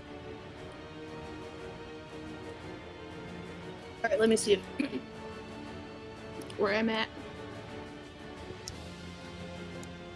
I did want to run, but since Caelvo didn't come, I'm concerned about him. I can't really get to him because he's too far away. Ooh. But that's okay. I'm going to cast on the big creature. I cantrip because I have used all my spells. Booming Blade. Okay. It's, that requires you to be in melee. Okay, 5 feet of you. Well, I can't get in 5 feet of big either. Damn it. You also probably I wouldn't might want to just be keep that running. close. Yeah, I'll probably just keep running then. You could Eldritch Blast and run. You Okay. could also, if you wanted to make your stand with the other two, you could move to them and then just hold the booming blade cantrip for when the creature moves into range. Then you use it if you want. That's up to you though. I've got 7 health points. I'm not gonna risk it. Totally fair. Yeah, I'm just fleeing. Still. Okay. It'll be my turn. While you're fleeing, do you say anything to your party while invisible? Oh yeah, you're right. Actually, I can Eldritch Blast. It's 120 feet. I might as well. Oh yeah, totally. I'll just Eldritch Blast, then run away. I will just say I'm getting the hell out of here. Like I'm not even. I'm getting the worrying hell about- out of here. I'm just getting the hell out of here. Fuck you Just- guys, I'm out. So you Eldritch Uh, Blast, does that remove her invisibility? It does. Okay. She does get advantage on at least the first ray of Eldritch Blast because of Okay. being unseen. Yeah, because of that. Roll the hit with advantage on the first. I only have one. Oh, that's right. You don't have multiple. Yeah. Not yet. No, Not level not 5. Yet. Not yet. Not 5. Next week. All right. Well, that's just great. Advantage. I rolled a 16 and a 4. 16 hits. 16. Okay. 1d10 of damage. That's a 3. I take 3 damage. Okay. Do you have Agonizing Blast as an invocation? I don't He think does. so. That's why I couldn't figure it out. I couldn't figure it out on Yeah. her character sheet, but I know that she took it when she made her character. I know she took it. It's an Eldritch Invocation. You get one at level 2, and that one lets you add your Charisma modifier to your Eldritch Blast. Damage. So No, you how would be does- where doing. that- It should be under your features and traits.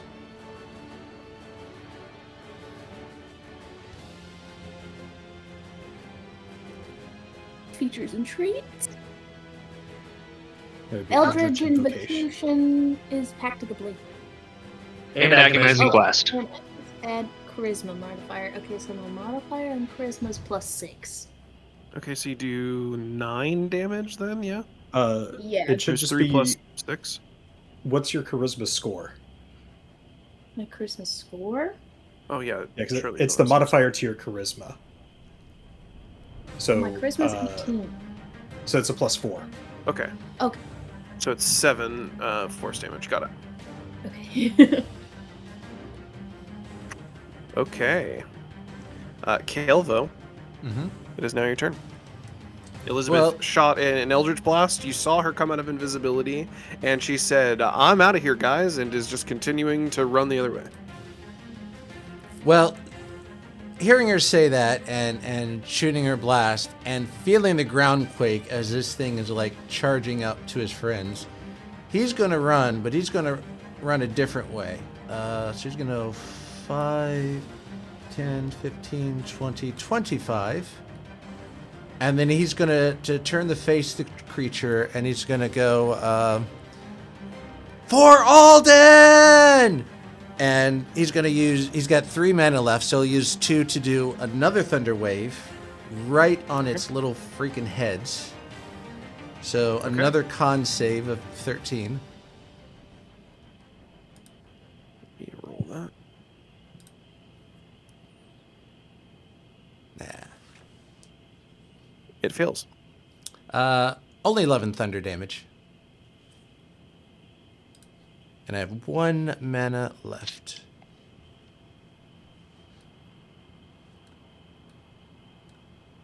That ends his turn. Okay, perfect. This creature is starting to be pretty hurt, I would say, by this point. Azricus. I am going to, because I saw Caelvo charge kind of off to one side, I'm going to circle around behind the creature, and as I'm running past it, I'm going to start swinging at it with my claws, which are both alight currently.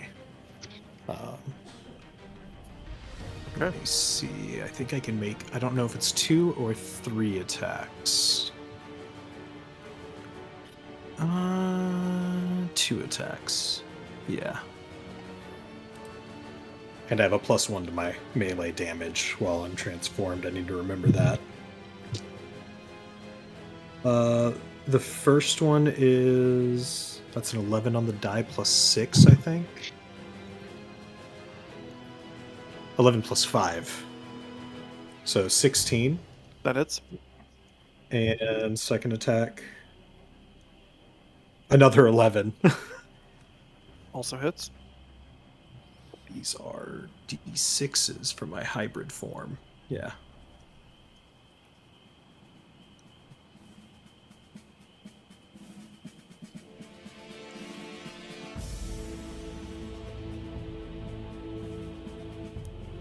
Uh, 8 slashing and 2 fire from my first strike. Okay.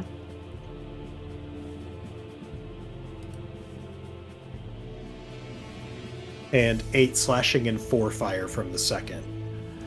Can I ask where you slash? The first one is as he's running past it, he's going to just like claw out to the side and catch it like at the front of the midriff and just carve around its side to the back. And then he gets behind it and spins around the other way and just like slash it, like continues where he left off with the other hand and carves across the back around the mid-torso. Okay. Blood and gore and bile come squelching out, as I also need you to make a con save really quickly.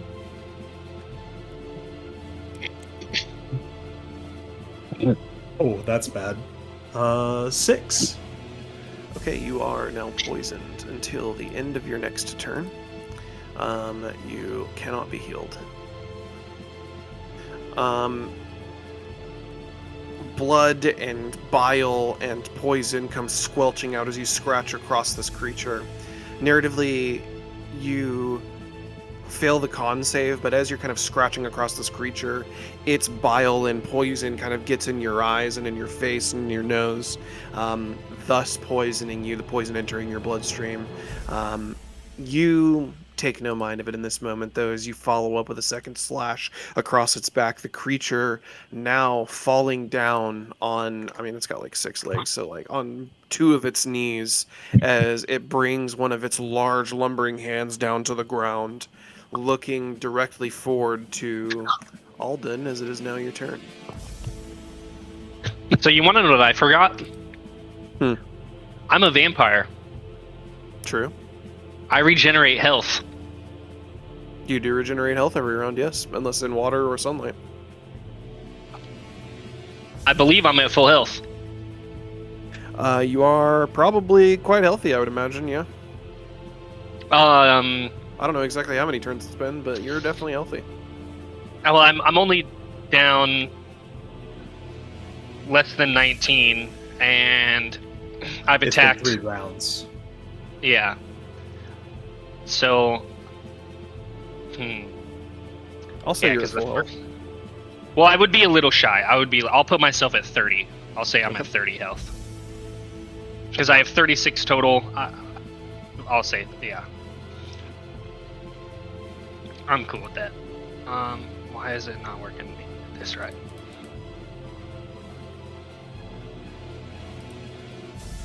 There we go. Where's Azricus at? I'm behind I Behind him. don't it. see his character. Okay, perfect.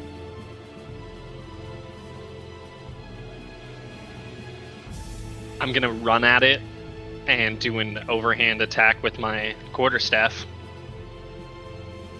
Okay. I am going to use my Vow of Enmity on the creature. Okay. You dump your Vow of Enmity. It, on 3 of its knees, is kind of like slouched over to the side, breathing in a heavy, raspy breathe as you dump holy energy into this creature, providing yourself advantage. Roll with advantage. Come on, dice.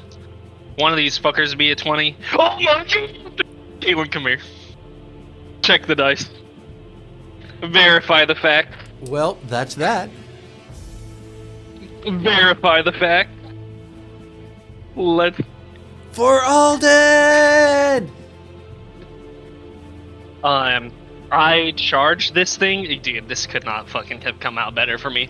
I charge this thing. I make my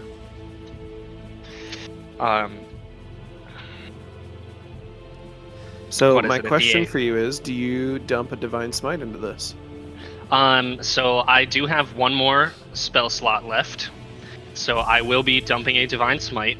Okay. This will be my last spell slot. I have no more. Look at So 6d8 radiant. So well, I'm gonna roll my my quarterstaff damage. That was 6 + 6 for 12 bludgeoning plus the D8, so 20 bludgeoning damage. And then how many D8 did you say it was for the smite? I'll just roll it in the. So if it's a level 1 spell slot that you're expending, it's 3d8, right? Yeah, Because of doubled. undead. Okay, what's the 3d8 key doubled, for so the? it's 6d8 that you're rolling. What's the key for dice in Tailspire again? I think you have to hit space. and Yeah, then- hit space. Yeah, space. Okay, so 1, 2, 3, 4, 5, 6 D8. Yes. Yep.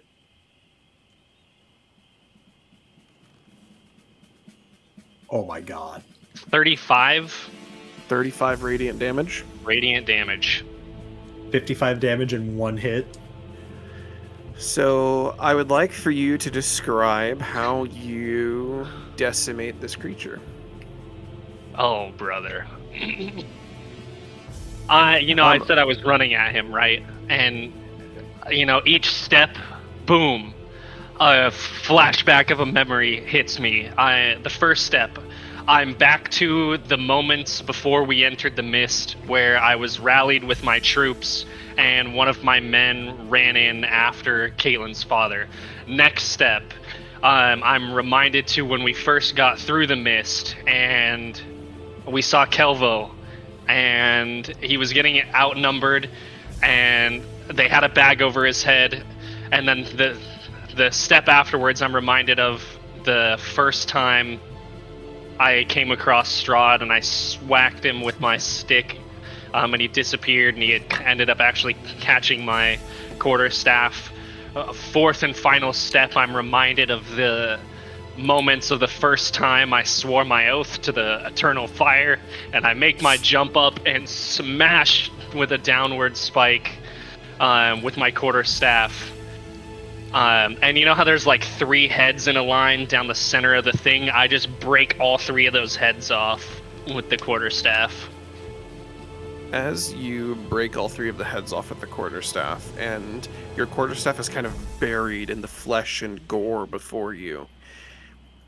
For you, but also for the rest that are looking currently, you guys see from that kind of point of impact, there's a bright white light that begins to form and then crack through the creature's body.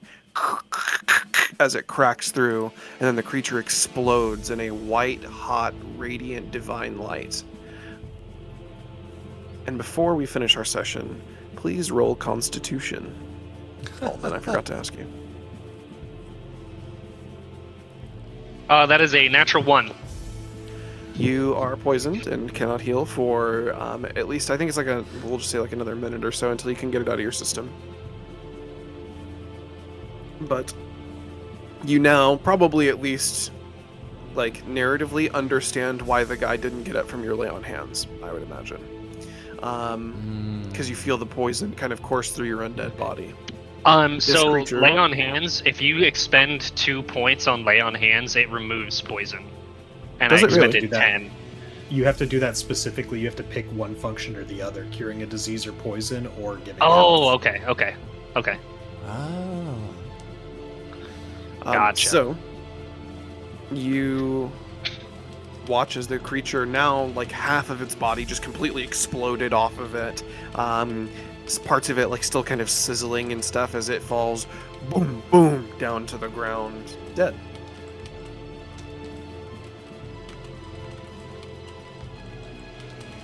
And with that, we will end our session for there tonight. Yeah, make sure to subscribe and like, and share the video, ring the notification bell, and show up to next session on time. Thank you. Have a great day. Yeah. Awesome. We was a fun killed combat it. tonight. Yes. Fucking We really killed fun. it, guys. I told Hell you. I told you could You do it. did. Just had to knock Caelvo. it. Honestly, having it down on the ground and then throwing spells at it was obviously the answer. Yeah, just doing 50 fucking points of damage to it in a single Yeah, round was yeah. definitely the answer. That was the that climax of the story. Now let's Yeah. do that to Strahd. Yeah. Yeah.